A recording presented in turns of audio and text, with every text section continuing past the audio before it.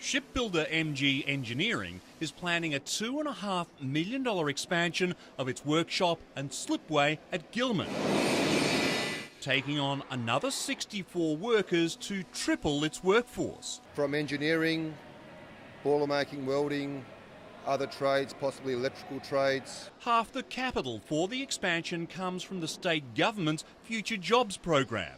MG Engineering is one of 57 companies receiving a total of $50 million in loans and grants, expected to create 3,200 jobs. This industry ticks every box for us.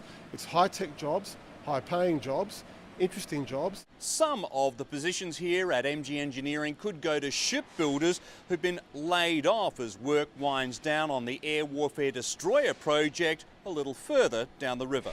About 1,100 workers are still at ASC, the federal government opening up another 200 positions in submarine building to keep the workforce together until new naval projects start. I think you could say that we have filled in the valley of death. The Defence Industry Minister says work on offshore patrol vessels and a new shipyard for the frigates project will also help bridge the gap. Alan Murrell, 10 Eyewitness News.